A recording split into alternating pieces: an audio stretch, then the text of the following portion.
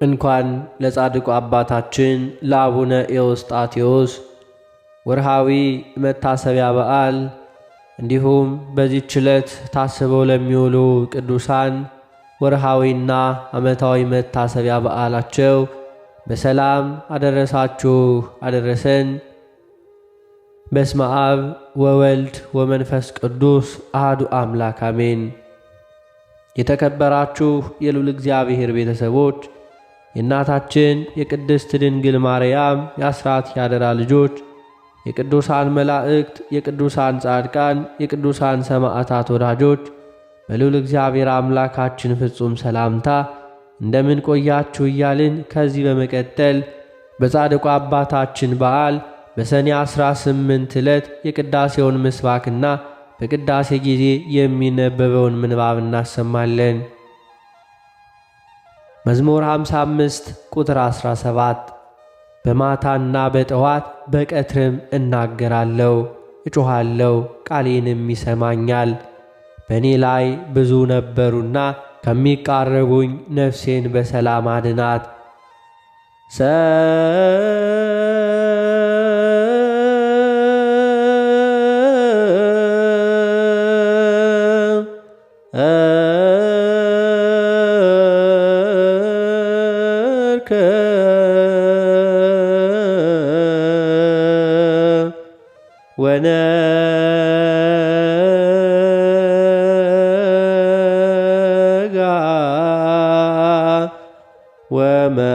ወመዓልተ ነግር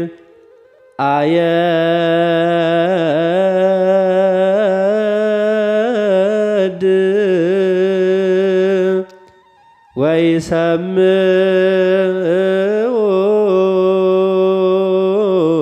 ወይሰምዑኒ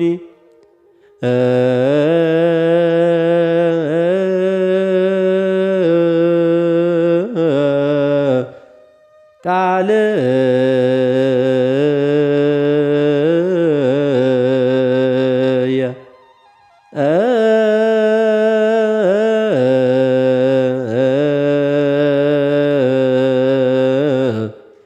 አድኅና በሰላም ለነፍስየ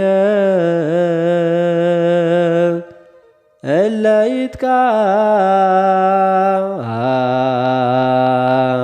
ይትቃረኑ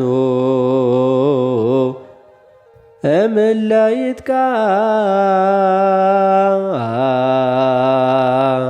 ይትቃረቡ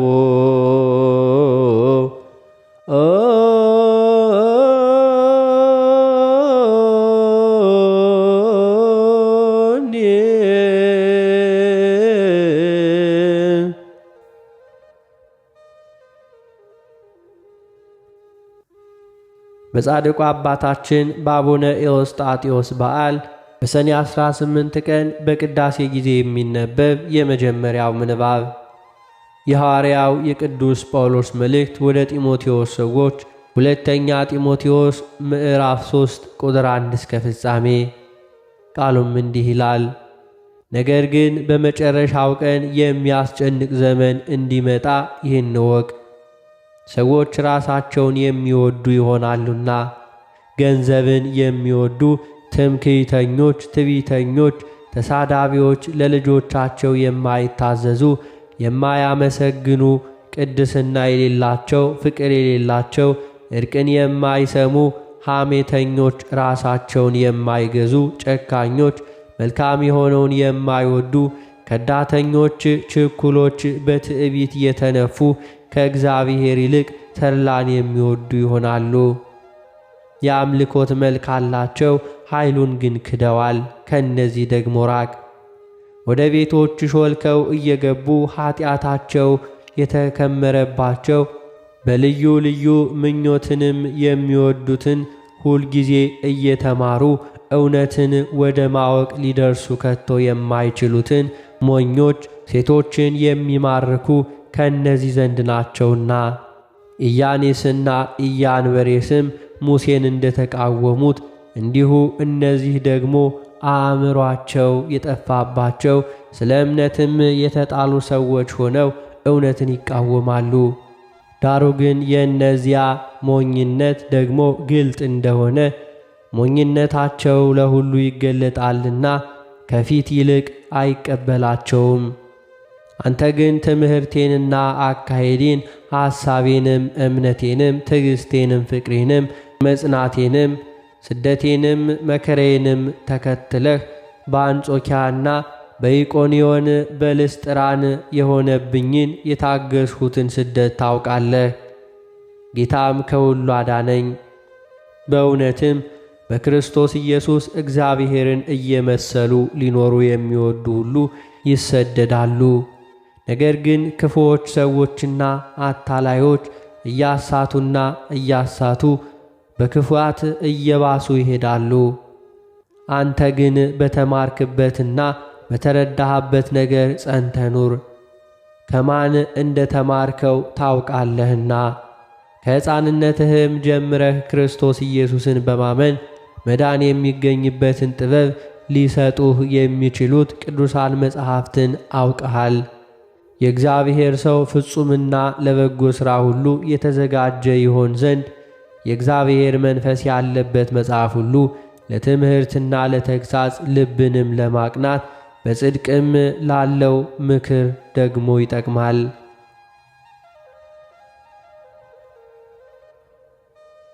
በጻድቁ አባታችን በአቡነ ኤዎስጣቴዎስ በዓል በሰኔ 18 ቀን በቅዳሴ ጊዜ የሚነበብ ሁለተኛው ምንባብ የሐዋርያው የቅዱስ ጴጥሮስ መልእክት ሁለተኛ ጴጥሮስ ምዕራፍ 2 ቁጥር 9 እስከ ቁጥር 14። ቃሉም እንዲህ ይላል። ጌታ እግዚአብሔርን የሚያመልኩትን ከፈተና እንዴት እንዲያድን በደለኞችንም ይልቁንም በርኩስ ምኞት የሥጋን ፍትወት እየተከተሉ የሚመላለሱትን ጌትነትንም የሚንቁትን እየቀጣቸው ለፍርድ ቀን እንዴት እንደሚጠብቅ ያውቃል። ደፋሮችና ኩሩዎች ሆነው ሥልጣን ያላቸውን እንዲሁ ሲሳደቡ አይንቀጠቀጡም። ዳሩ ግን መላእክት በኃይልና በብርታት ከእነርሱ ይልቅ ምንም ቢበልጡ በጌታ ፊት በእነርሱ ላይ የስድብን ፍርድ አያመጡም። እነዚህ ግን ለመጠመድና ለመጥፋት በፍጥረታቸው እንደተወለዱ አእምሮ እንደሌላቸው እንስሶች ሆነው በማያውቁት ነገር እየተሳደቡ በጥፋታቸው ይጠፋሉ። የዓመፃውን ደሞዝ ይቀበላሉ። በቀን ሲዘፍኑ እንደ ተድላ ይቆጥሩታል። ነውረኞችንና እርኩሳን ሆነው ከእነርሱ ጋር ሲጋበዙ በፍቅር ግብዣ ይዘፍናሉ።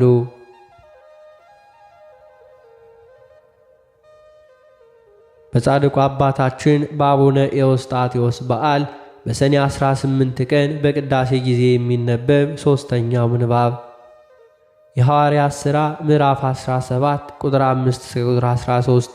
ቃሉም እንዲህ ይላል። አይሁድ ግን ቀንተው ከሥራ ፈቶች ክፉ ሰዎችን አመጡ። አሕዛብንም ሰብስበው ከተማውን አወኩ። ወደ ሕዝቡም ያወጧቸው ዘንድ ፈልገው ወደ ሲኦል ቤት ቀረቡ። ባላገኟቸውም ጊዜ ኢያሶንንና ከወንድሞቹ አንዳንዶችን ወደ ከተማው አለቆች ጎትተው ዓለምን ያወኩ እነዚህ ደግሞ መጥተዋል፣ ኢያሶንም ተቀብሏቸዋል። እነዚህም ሁሉ ኢየሱስ የሚሉት ሌላ ንጉሥ አለ እያሉ የቄሳርን ትእዛዝ ይቃወማሉ ብለው ጮኹ። ሕዝቡና የከተማውም አለቆች ይህን ነገር በሰሙ ጊዜ ታወኩ። ከኢያሶንና ከሌሎቹ ዋስ ተቀብለው ለቀቋቸው። ወዲያውም ወንድሞች ጳውሎስና ሲላስን በሌሊት ወደ ቤርያ ሰደዷቸው። በደረሱም ጊዜ ወደ አይሁድ ምኵራብ ገቡ። እነርሱም በተሰሎንቄ ከሚኖሩት ይልቅ ልበ ሰፊዎች ነበሩና ነገሩ እንደዚህ ይሆንን? ይህም ብለው ዕለት ዕለት መጻሕፍትን እየመረመሩ ቃሉን በልቡ ፈቃድ ተቀበሉ። ስለዚህም ከእነርሱ ብዙ ከግሪኮችም የከበሩት ሴቶችና ወንዶች ጥቂት ያይደሉ አመኑ።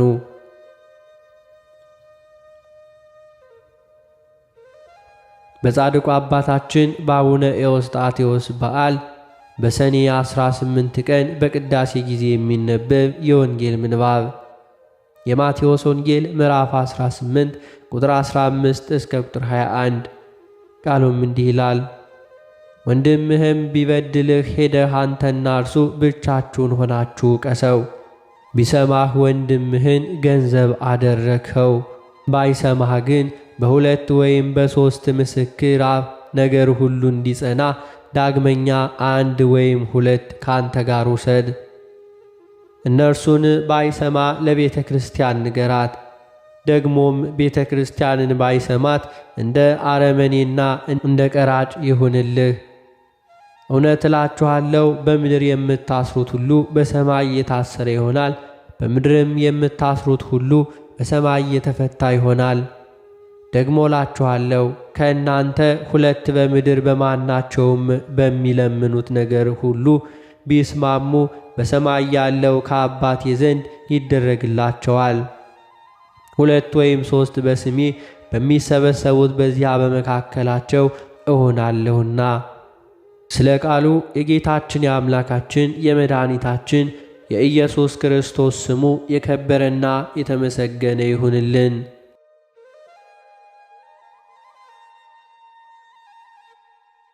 የተከበራችሁ የልዑል እግዚአብሔር ቤተሰቦች፣ ከዚህ በመቀጠል የጻድቁ አባታችን የአቡነ ኤዎስጣቴዎስን ገድሉን እናሰማለን።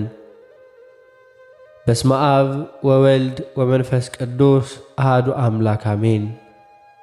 አንድ አምላክ በሚሆን በአብ በወልድ በመንፈስ ቅዱስ ስም እናምናለን፣ ዛሬም ዘወትርም ለዘላለሙ አሜን። ከዚህ በኋላ ባለመርከቦችም ቢስላሏቸው አንዱ በቀኙ አንዱ በግራው እንደ መርከብ እየቀዘፉ ያሻግሩት ዘንድ ሁለት መላእክት መጡ። የመላእክት አለቃ ቅዱስ ሚካኤል በቀኙ ነበር፣ የመላእክት አለቃ ቅዱስ ገብርኤልም በግራው ነበር። ክብር ምስጋና ለእርሱ ይግባውና ጌታችን መድኃኒታችን ኢየሱስ ክርስቶስም እንደ ሊቀ ሐመር ሆኖ በፊቱ ይሄድ ነበር። 12ቱ ደቀ መዛሙርትም ተረከዛቸው ሳይርስ በባህር ላይ እንደ ደረቀ መሬት እየሄዱ ይከተሉት ነበር። ወደ መርከብ አስቀድሞ መውጣትን የከለከለው የመርከቡ ባለቤትና ከእርሱ ጋር ያሉ መርከበኞችም በአጽፋ ላይ ተጭኖ በመርከባቸው በግራ በኩል ባህሩ ላይ እየሄዱ ሲያዩ ባዩ ጊዜ አንተ ማነህ? ሃይማኖትስ ምንድነው? እንደዚህ ታምርን የምታደርግ አንተ ባህርን የፈጠረ አምላክ ነህን? ወይንስ የአምላክ ባሪያ አገልጋይ ነህ አሉት። እርሱም መልሶ ኃይሌም ሃይማኖቴም ዘወትር ከአገልጋዮቹ የማይርቅ ጌታዬ እርሱ ኢየሱስ ክርስቶስ ነው። ከዚህም በኋላ በባህሩ መካከል ውስጥ ሳሉ አባታችን ቅዱስ ኤዎስጣቴዎስ ልጆቹን በኋላ ጊዜ ይህች ባህር እሳት ትሆናለች አላቸው። ይህንንም ሲላቸው በዚያች ባህር ውስጥ ለቅሶና የብዙ ጩኸት ቃልን ሰሙ።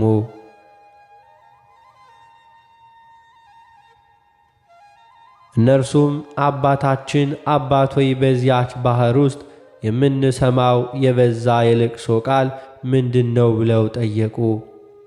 እርሱም ከጽድቅ ጎዳና የሸሹ የሰዎች ነፍሳት ናቸው አላቸው። ይህንንም ሲላቸው ከእነርሱ አንዱ በባህር ውስጥ ሰጠመ። ካህንና ድንግል ነቢይና ሐዋርያ የሆነ አባታችን ቅዱስ ኤዎስጣቴዎስ በእርሱ ላይ ትንቢት እንደተናገረ ጠፋ። 11 ወንድሞቹ መነኮሳትም ወዮልን ወዮልን ወንድማችን ጠፍቶአልና ወዮልን ወዮልን እያሉ አለቀሱለት። አባታችን ቅዱስ ኤዎስጣቴዎስም ቂምና በቀልን የተለማ የአውሬ ጉድጓድ የሆነ በዚያው ይኸውም ሰይጣን ነው፣ ለዚህ የአመፀኛና የሽንገላ መዝገብ ለምን ታለቅሱለታላችሁ አላቸው። ደቀ መዛሙርቱ ግን ይህ መነኩሴ በጾምና በጸሎት ይጋደላል፣ እግሮቹም እስኪያብጡ ድረስ ይቆማሉ አሉት። እርሱም መልሶ ድካሙ ሁሉ ከንቱ ነው፣ የባልንጀራውን በደል አልተወምና ስለዚህም ኀጢአቱ አይሰረይለትም አለ። አሁንም እናንተ ቂምና በቀልን ከሕሊናችሁ ተው፣ ከልባችሁም ክፋትን አስወግዱ፣ ከእኔም ተማሩ፣ ይኸውም የዋህነት የልብ ክፋትን አለማሰብ ነው አላቸው። አባታችን ኤዎስጣቴዎስም በባሕር ውስጥ ለ19 ቀናትና ለ19 ሌሊት ያህል ተቀመጠ። ከዚያም በኋላ በታኅሳስ 15 ቀን ከባሕር ወጣ። የባሕር መርከበኞችም አድንቀው ሰገዱለት፣ ከእግዚአብሔር ዘንድ መንገዱ ተከናውኖለታልና።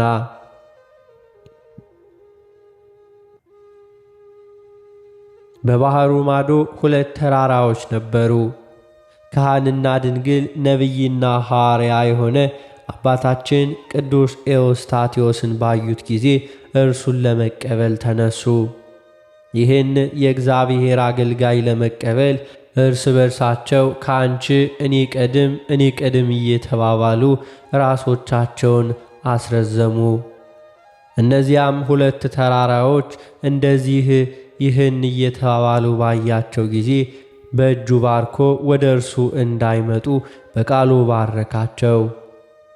ሳትነዋወጡ ቁሙ አላቸው። ባሉበትም ቆሙ። ወደ ተፈጠሩበት ወደ መጀመሪያ ቦታቸውም አልተመለሱም፣ ወደ እርሱም አልደረሱም። እንዳዘዛቸው በመካከላቸው ቆሙ እንጂ እስከ ዛሬ ድረስና እስከዚች ቀን ድረስ አልተነዋወጡም፣ አልተንቀሳቀሱም ነበር። ነገር ግን ራሶቻቸውን ዝቅ አድርገው ሰገዱለት። ጌታችን በወንጌል የሰናፍጭ ቅንጣት ታህል ሃይማኖት ብትኖራችሁ ተራራን ትፈነቅላላችሁ፣ ሾላንም ትነቅላላችሁ ያለው በእርሱ ላይ ተፈጸመ። ይሸኘው ዘንድ ከአስቄጥስ ገዳም የመጣ አባ ዝክርያ ለስም አጠራሩ ስግደት ይግባውና የጌታችን የመድኃኒታችን የኢየሱስ ክርስቶስ ቃል እንደ ተፈጸመ ይህንም ሁሉ ባየ ጊዜ በወንጌል ውስጥ በእኔ የሚያምን እኔ የምሠራውን ሥራ ይሠራል፣ ከእርሱም የሚበልጥ ይሠራል በእውነትም አለ። ካህንና ድንግል ነቢይና ሐዋርያ የሆነ አባታችን ኤዎስጣቴዎስ ይህንን ሁሉ ያደረገው ታምራትና መንክራት በአጽፋም በባሕር ላይም እየሄደና 2 ተራሮችን እርሱን ለመቀበል ወተትን እንደጠገቡ ጠቦቶቹም እንደተነሱ ባየ ጊዜ ተመልሶ በግብፅ ምድር በእስክንድሪያና በአስቄጥስ ገዳም ታምራቱን አወራ። ዳግመኛም በርቶሎሜዎስና እስጢፋኖስ ለሚባሉ ቀሳውስት ነገራቸው። በሰሙም ጊዜ አድንቀው እግዚአብሔርን አመሰገኑት።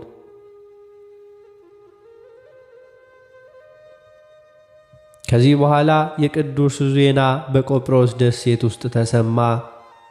በዚያም ደሴት ውስጥ ስሟ አዚዛ የምትባል አንዲት ሃይማኖተኛ ሴት ነበረች። ዜናውን በሰማች ጊዜ ለወገኖቿ እነሆ ወርቅና ብርን የማይወዱ የእግዚአብሔር አገልጋዮች መነኮሳት እነሆ መጡ።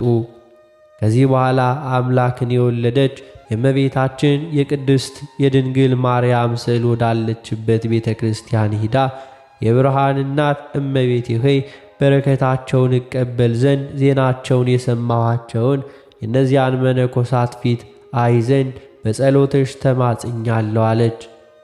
አባታችን ቅዱስ ኤዎስጣቴዎስ ግን ወደ ቆጵሮስ ኤጲስቆጶስ ሄደ። ከእርሱም ተባርኮ ሥርዓቱንና ሥራውን ሁሉ ነገረው።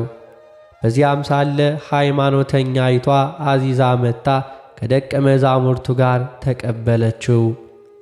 የብዙ ስንዴ ጎተራ ባለበት ማደሪያ ሰጠችው። ከደቀ መዛሙርቱ ጋር መልካም አቀባበልንም አደረገችላቸው። 1 ወር ያህል ተቀመጡ። አባታችን ኤዎስጣቴዎስም አቤቱ አዚዛን በዘላለም መንግሥትህ ተቀበላት አለ። ከእርሷም ጋርም የከበሩ ልብሶችን ፈትል የሚያምሩ 60 ሴት ልጆች አሉ። 2ቱም ወደ አባታችን ኤዎስጣቴዎስ መጥተው ከእርሱ ተባረኩ። የቆጵሮስ ሰዎችም ሁሉ ወደ እነርሱ መምጣቱ ተደሰቱ።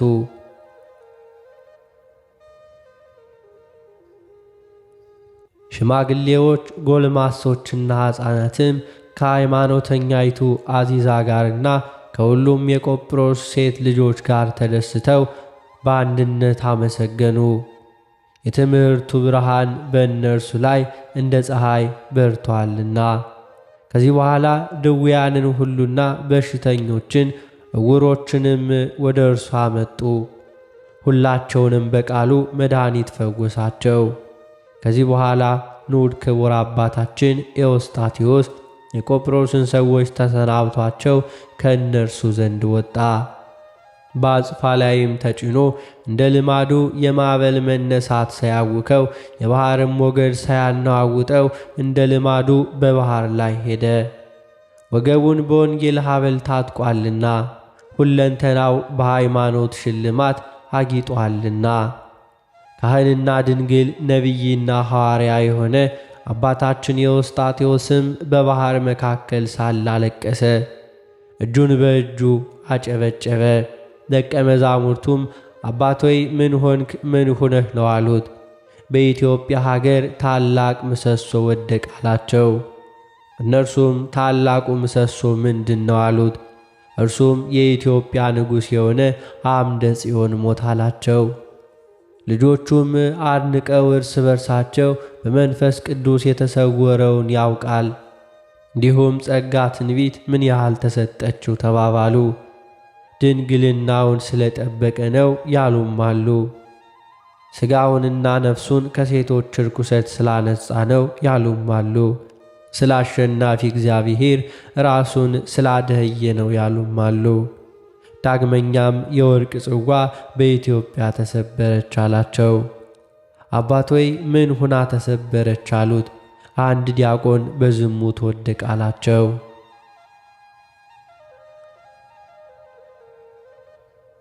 ከኃጢአት ሁሉ ይልቅ ዝሙት ትከፋለችና ገዳይና አጥፊ ናት። እርሷን የሠራ ሰው ወደ ንስሐ ካልተመለሰ ነፍስና ሥጋን በአንድነት ታጠፋለች።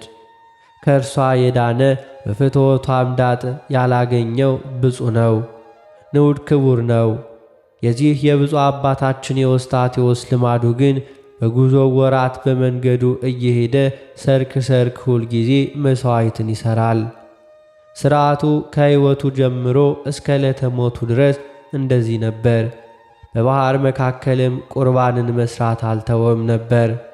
ወደ ቤተ ክርስቲያንም በገባ ጊዜ ከቤተ ክርስቲያን እስኪወጣ ድረስ ከዐይኖቹ እንባን አይቋጥርም ነበር። በተሰበረም ልብና በሚያቃጥል ሕሊና በአስፈሪው ንጉሥ ፊት እንደሚቆም ሎሌ በመንቀጥቀጥና በፍርሃት ቆሞ ይጸልይ ነበር። ከዚህ በኋላ አባታችን ኤዎስጣቴዎስ ወደ እርሷ ተሻግሮ መሄድን የወደደባት ወደ አርሜንያ ሀገር ለእርሷም ቅርብ ወደ ሆነች ወደ ባሕር ዳርቻ በደረሰ ጊዜ ብዙ የሆኑ የአርሜንያ ሰዎች የትንሽ ሕፃን ቡድን ተሸክመው መራራ ለቅሶን እያለቀሱ ወደ እርሱ መጡ። የከበሩ ሰዎች ልጅ ነውና ወደሚቀበርበትም ቦታ ሲወስዱት ክቡር የሆነ አባታችን ኤዎስጣቴዎስን በአጽፋ ላይ ተጭኖ ሲሄድ አዩ። ዳግመኛም በእነርሱ ትይዩ ሌሎችን ሰዎች በተለመደ መርከብ ላይ ተጭነው ሲመጡ አዩ። ይህንን ድንቅ ነገር ባዩ ጊዜ ደንግጠው ከልቅሷቸው ዝም አሉ።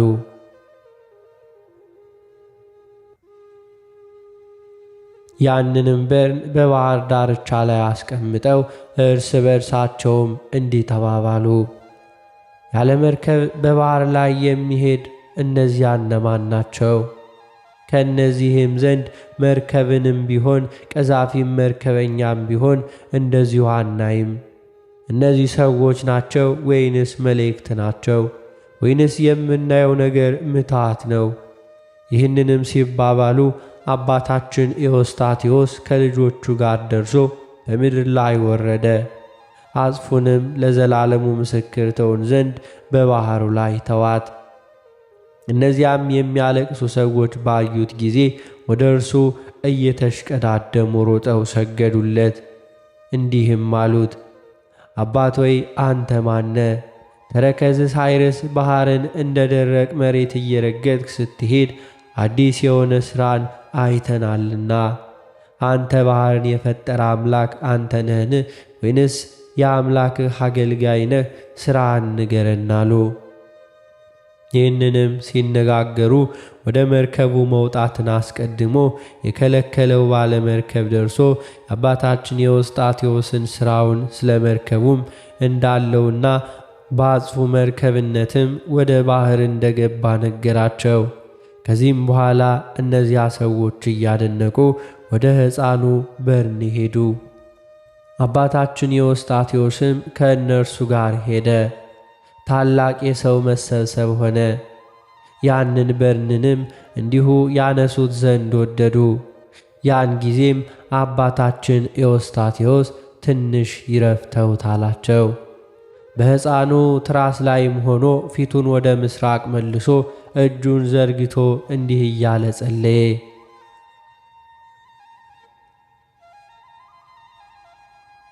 ጌታዬ ኢየሱስ ክርስቶስ ሆይ ልመናዬንና ጸሎቴን ስማኝ።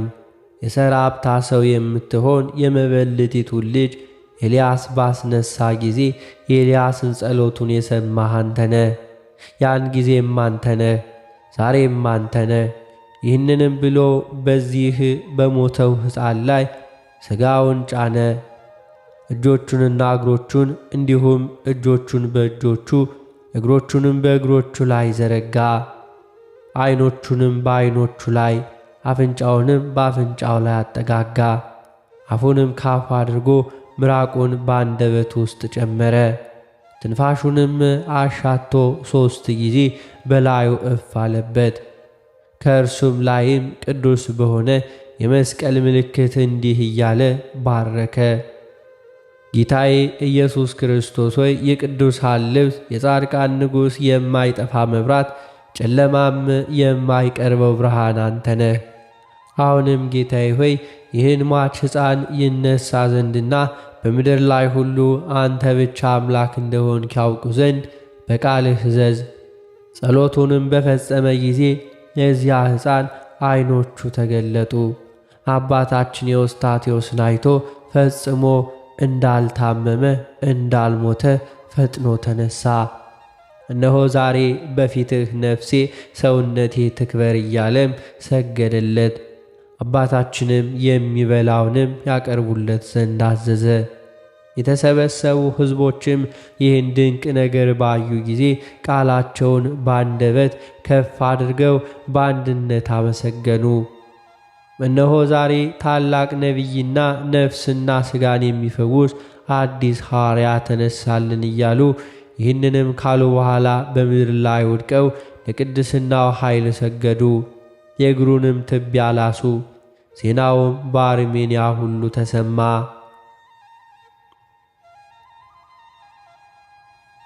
የአርሜንያው ሊቀ ጳጳሳትም ከሁሉም ቀሳውስትና ዲያቆናት ጋርና ከምዕመናን ወንዶችና ሴቶች ጋር በማዕጠንቶቻቸውና በመብራቶች በዝማሬና በማኅሌት እርሱን ለመቀበል ወጡ። አባታችንም ኤዎስጣቴዎስም እንዳከበሩት ባየ ጊዜ የዚህን ዓለም ክብር አልወደደም፣ በከንቱም አልተመሰገነም። ልጄ ሆይ ራስን ከፍ ከፍ አታድርግ፣ ትዕቢት ካለበት ዘንድ ውርደት አለና። እንዲሁም የጦቢትን ቃል አስቦ ቅዱስ አባታችን ግን የሀገሩ ሰዎች እንዳደነቁት እንዳከበሩት ባየ ጊዜ ራሱን ዝቅ ዝቅ አደረገ። ነቢዩ ዳዊት እኔ ግን ትል ነኝ፣ ሰውም አይደለሁም፣ በሰው ዘንድ ተናኩ፣ በሕዝቡም ዘንድ የተናኩ ነኝ ያለውን አልሰማችሁምን? እኔ እንደዚሁ ነኝ አላቸው። ዳግመኛም ሕያው ሆኖ የሚኖር ሞትንስ የማያይ ማን ነው? ነፍሱን ከሲኦል እጅ የሚያድናት ማን ነው? ይህችም ሥልጣን የኔ አይደለችም፣ የጌታዬ የኢየሱስ ክርስቶስ ገንዘብ ናት እንጂ። እርሱም የወደደውን ይገድላል፣ የወደደውን ያድናል፣ የወደደውንም ያደህያል፣ የወደደውንም ያከብራል። የሰማይና የምድር ሥልጣን በእጁ ውስጥ ነውና ሁሉም በእርሱ ፊት የተገለጠ ነው፣ ምንም ከእርሱ የሚሰወር የለምና። የሀገሩ ሰዎች ትሕትናውን ባዩ ጊዜ አደነቁ፣ እርሱን ማክበርንም አበዙ፣ ለቅድስናውም ሰገዱለት። በሰረገላቸውም ይጭኑ ዘንድ ወይንም በክንዶቻቸው ታቅፈው ወደ ሀገራቸው ያስገቡት ዘንድ ወደዱ። እርሱ ግን ይህን ክብር አልወደደም። የዚህንም የአመፃ ክብር እንዲሁ ይጸየፈዋልና። የቅጽሯ ቁመት 80 ክንድ የመሠረቷም ስፋት 40 ክንድ ወደሚሆን ወደ አርሜንያ ሀገር ዲያቆናትና ካህናት ማዕጠንቶቻቸውን መብራቶቻቸውን ይዘው በቀኙ ሆነው እንዲሁ እያጀቡት ገባ።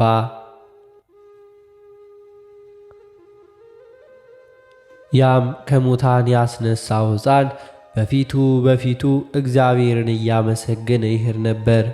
ያዩትም ሰዎች ይህ ከሙታን ተለይቶ የተነሳው ሕፃንና ይህ ያስነሳው አብረው በአንድነት ይሄዳሉ፣ እነሆ ዛሬ ድንቅ ነገር አየናሉ። ያም ከሙታን ተለይቶ የተነሳው ሕፃን እስኪያድግ ድረስ ጥበብንና ተግሣጽን ከእርሱ ዘንድ ተማረ። የምንኩስናን ልብስንም አልብሶ በአባቱ ስም ዳንኤል ብሎ ጠራው። ከዚያም በኋላ ያ ሕፃን ከሌሎች የቅዱሳን ኤዎስጣቴዎስ ደቀ መዛሙርት ጋር ብሔረ አጋዚ ተብላ ወደምትጠራ ወደ ኢትዮጵያ ሀገር ሄዶ አድባራትንና ገዳማትን ሁሉ ዞረ። የቅዱስ ኤዎስጣቴዎስ ቸርነትና ድንቅ ሥራዎቹም ከሙታን ለይቶ እንዳስነሳው ያደረገውን ሁሉ ለሁሉ ተናገረ። ከዚህም በኋላ በሰላም አርፎ ባሊ በምትባል ምድር ውስጥ ተቀበረ። በረከቱ ከሕዝበ ክርስቲያን ጋር ትኑር ለዘላለም አሜን። ቅዱስ አባታችን ኤዎስጣቴዎስ ግን በውስጧ ያሉትን ቅዱሳት ይጎበኝ ዘንድ በአርሜንያ ሀገር ሁሉ ተመላለሰ። በመንገድም ሳሉ ቀማኞች በእርሱ ላይ ተነሱ። ከእርሱም ጋር ያሉ ሰዎች ቀማኞችን በመፍራታቸው የተነሳ ሸሹ። ቅዱስ አባታችንንም ከደቀ መዝሙሩ በኪሞስ ጋር ብቻውን ተዉት። አባታችን ቅዱስ ኤዎስጣቴዎስም ልጄ ከእነዚህ ቀማኞች የተነሳ ትፈራለህን ብሎ ጠየቀው። እርሱም አባት ሆይ አዎ እፈራለሁ አለ። ቅዱስ አባታችን ኤዎስጣቴዎስም አይዞህ አትፍራ፣ እግዚአብሔር ከእኛ ጋር አለና እንዲሁ ለስብከተ ወንጌል በተላኩ ጊዜ ቅዱሳን የሆኑ ደቀ መዛሙርትን ያልተዋቸው ጌታ አይተወንምና።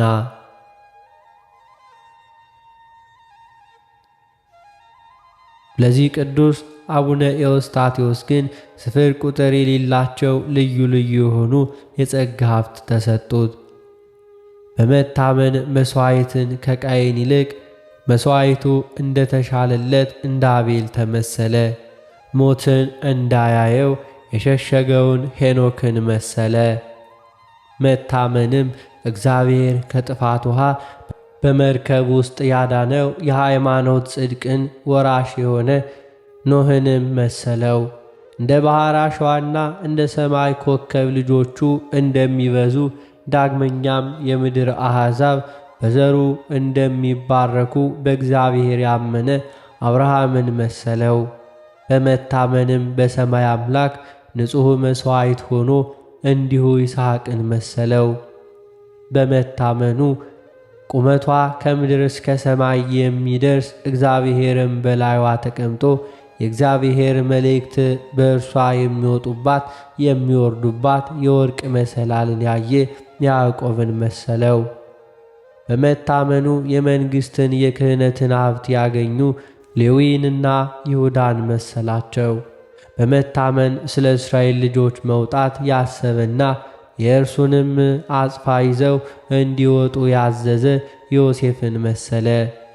በመታመንም የኤርትራን ባሕር በብትሩ የከፈለ በመካከላቸው እስራኤልን ያወጣቸውና የግብፃውያንንም መከራ አምጥቶ ያሰጠማቸውን ሙሴን መሰለው። በመታመን 7 ቀን ዞረው በገቡ ጊዜ የኢያሪኮን ቅጥሮች አፈረሰ ኢያሱን መሰለው። ዳግመኛም የእግዚአብሔር ቅዱስ ከሚሆን ከሙሴ ጸጋ ትንቢት እንዲሁ በተመለከተው ጊዜ የዮርዳኖስ ባሕር የተከፈለለት ኢያሱን መሰለው።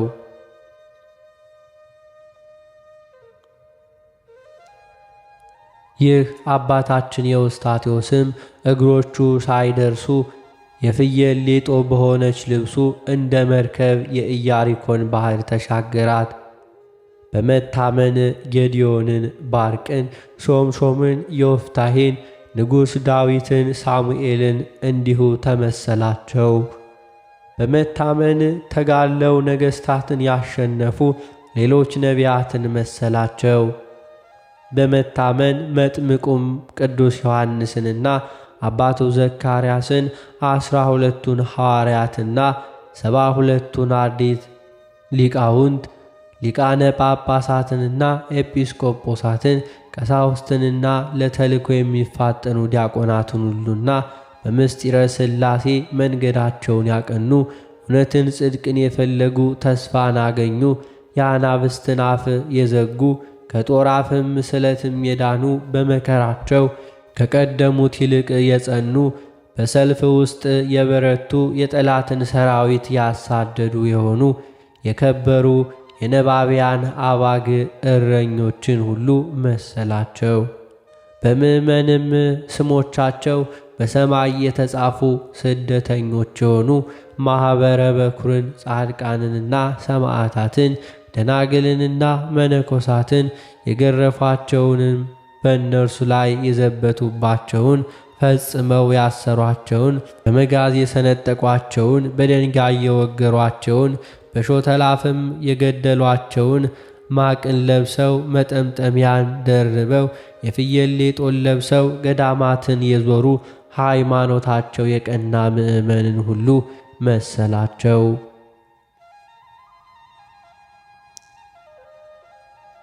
እነርሱም ፈጽመው ተቸገሩ፣ መከራን ተቀበሉ፣ ለዓለም የማይገባውን አገኙ። በበረሃና በተራራዎች በዋሻዎችና በምድር ጉድጓዶች ዞሩ። ሁላቸውም ስለ ሃይማኖት ሰማዕት ሆኑ። በእግዚአብሔር ዘንድም የክብር መንግሥትን ወረሱ።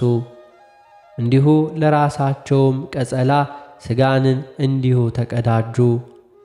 በእነርሱም ከእሳት ባሕር ይሻገሩ ዘንድ የብዙዎች ነፍሳት መርከብ የሆነ ካህንና ድንግል ነቢይና ሐዋርያ አባታችን ቅዱስ ኤዎስጣቴዎስ በዚህ ሁሉ ይመሰላል። በኀጢአት ያደፈውን በደለኛ እንደ ጸምር ያነጻዋል፣ እንደ በረዶም ነጭ አደርገዋል። እርሱ የሥጋና የነፍስ ሳሙና ነውና። ክቡር የሚሆን አባታችን አቡነ ኤዎስጣቴዎስ ግን በመንገዱ ሲሄድ እነዚያን ቀማኞች አገኛቸው። እነርሱም በእርሱ ላይ ያደረውን ጸጋ እግዚአብሔር አይተው ፈርተው ተዉት፣ መንገዳቸውንም ሄዱ። ከዚህም በኋላ ከአርሜንያው ሊቀ ጳጳሳት ጋር ተገናኙ። እርስ በርሳቸውም እጅ ተነሳሱ። ሊቀ ጳጳሳትም እኔ ወደ ሌላ ቦታ እሄዳለሁ፣ እኔም ወደ እናንተ እስክመለስ ድረስ አንተም ልጆችህን ምግባቸውን ይገዙ ዘንድ 70 ሚዛን ብር ውሰድ። ይህንንም ብሎ ሊቀ ጳጳሳቱ ተሰናበተው። ካህንና ድንግል ነቢይና ሐዋርያ የሆነ አባታችን ቅዱስ ኤዎስጣቴዎስ ግን ብሩህ ደመና ከአርሜንያ ሀገር ነጠቀው።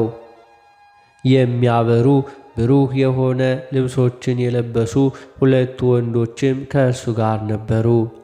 በኃይልና በታምር ከሰርግ ቤቷ ያወጧት ብፅዕት ሰሎሜ ወዳለችበት ብሔረ አግዓዚ ወደ ተባለችው የኢትዮጵያ ምድር አደረሰው። እርሷ ግን ከነገደ አርሴ የሆነች የፋኑኤል ልጅ እንደ ነቢይት ሐና በጾምና በጸሎት በትጋትም ልዑል እግዚአብሔርን ስታገለግል ነበር።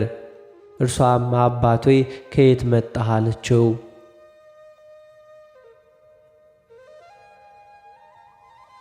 አባታችን ቅዱስ ኤዎስጣቴዎስም እኔማ በጌታዬ በኢየሱስ ክርስቶስ ኃይል ከአርሜንያ መጣሁ አላት። ዳግመኛም ጠየቀችው፣ አባት ሆይ ወዴት ትሄዳለህ አለችው። እርሱም ልጄ ሆይ ያለማቋረጥ እንደ መላእክት ፈጽመው እያመሰገኑ በጾምና በጸሎት ብዙ በሆነ ትጋትም ልጆቼ ሁሉ በእርሷ ተሰብስበው እግዚአብሔርን ያገለግሉ ዘንድ ያን ደብር ልባርክ ከሳሄን ወደሚባል ተራራ ይሄዳለሁ አላት።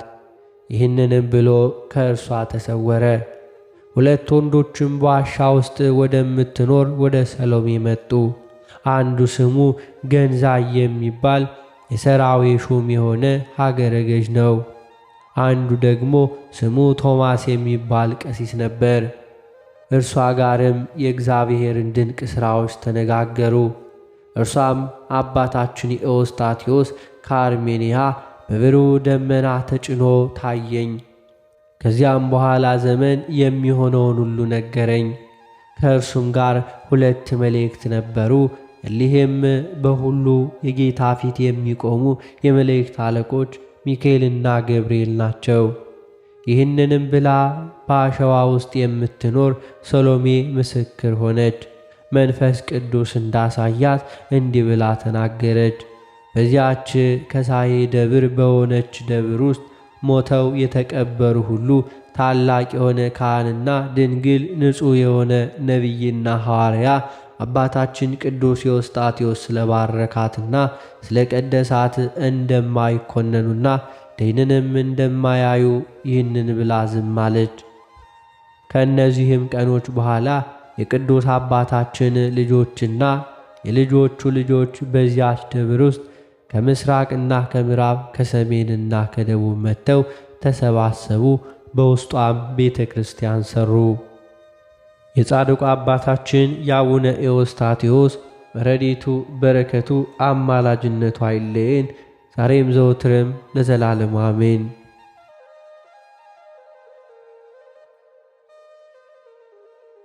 የተከበራችሁ የልዑል እግዚአብሔር ቤተሰቦች ከዚህ በመቀጠል በሰኔ 18 ቀን የሚነበበውን ስንክሳር እናሰማለን።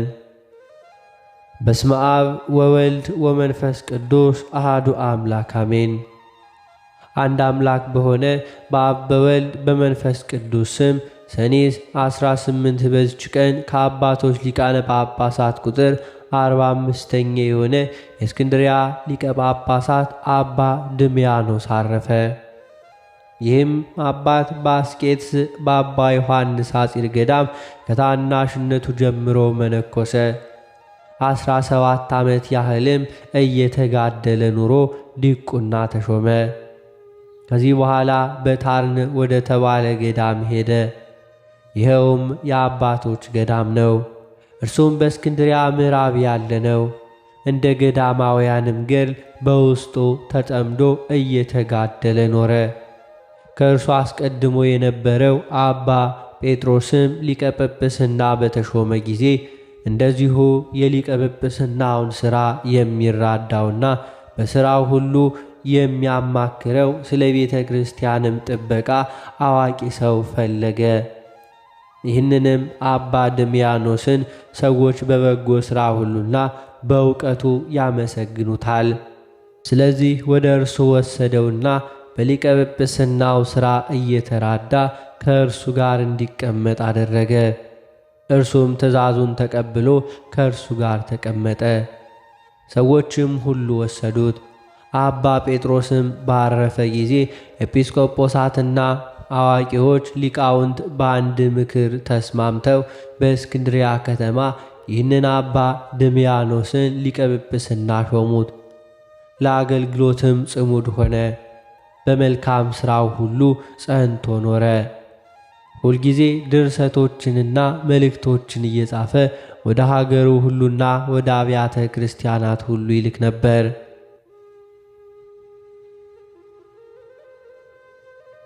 በአስቄጥስም ገዳም በአባ መቃርስ ደብር ከነጣቂው ከሃዲ ወገን የሆነ አርሲሳን የሚሏቸው መናፍቃን ነበሩ።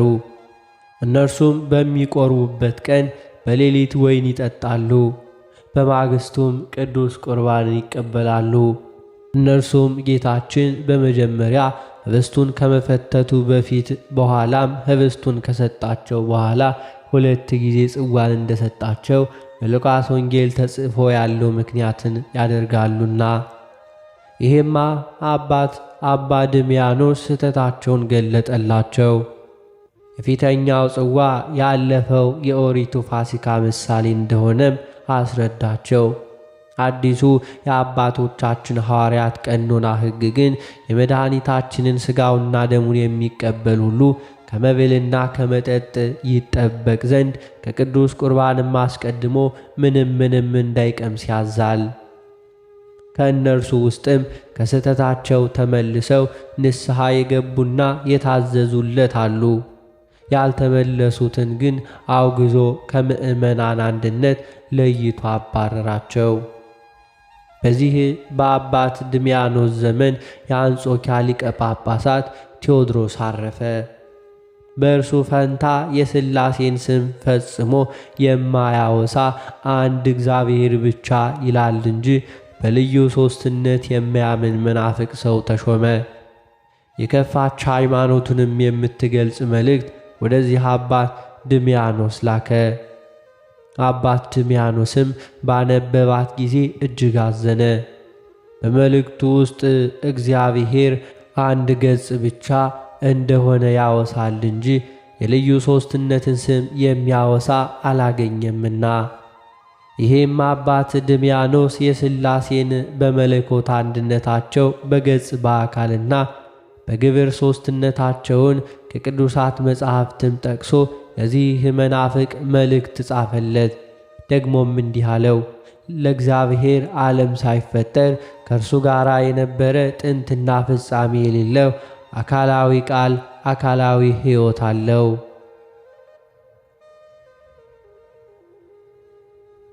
ይህችንም ምስጢርና እውቀት የተመላች መልእክት ከአንጾኪያ ሊቀ ጵጵስና ወደ ተሾመ ወደዚያ መናፍቅ በደረሰ ጊዜ ትርጓሚዋን ያውቅ ዘንድ የልቡ ድንቁርናው እንዲሁ የአእምሮ ጉድለት አልለቀቀውም። ነገር ግን በክህደቱ ጸና።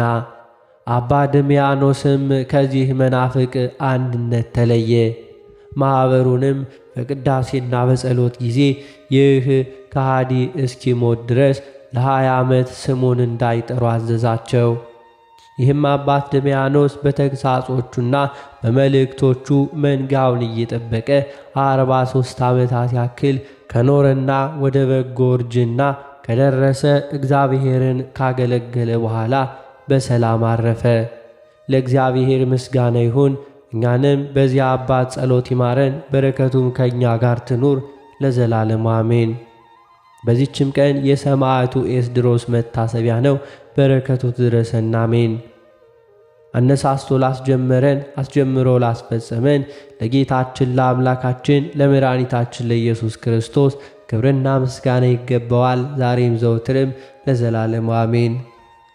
አባታችን ሆይ በሰማያት የምትኖር፣ ስምህ ይቀደስ፣ መንግሥትህ ትምጣ፣ ፈቃድህ በሰማይ እንደሆነች እንዲሁም በምድር ትሁን። የዕለት እንጀራችንን ስጠን ዛሬ፣ በደላችንንም ይቅር በለን እኛን የበደሉንን ይቅር እንደምንል። አቤቱ ወደ ፈተና አታግባን፣ ከክፉ ሁሉ አድነን እንጂ መንግሥት ያንተ ናትና፣ ኃይል፣ ክብር፣ ምስጋና ለዘላለሙ አሜን። እመቤታችን ቅድስት ድንግል ማርያም ሆይ በመልአኩ በቅዱስ ገብርኤል ሰላምታ ሰላም እንልሻለን። በሐሳብሽ ድንግል ነሽ፣ በሥጋሽም ድንግል ነሽ። አሸናፊ እግዚአብሔር እናት ሆይ ሰላምታ ላንቺ ይገባሻል። ከሴቶች ሁሉ ተለይተሽ አንቺ የተባረክሽ ነሽ፣ የማኅፀንሽ ፍሬ የተባረከ ነው። ጸጋን የተመላሽ ቅድስት ሆይ ደስ ይበልሽ፣ ሉል እግዚአብሔር ከአንቺ ጋር ነውና ከተወደደው ልጅሽ ከጌታችን ከመድኃኒታችን ከኢየሱስ ክርስቶስ ዘንድ ይቅርታውና ምሕረቱን ለምኝልን ኃጢአታችንንም ያስተሰርይልን ዘንድ ለዘላለሙ አሜን።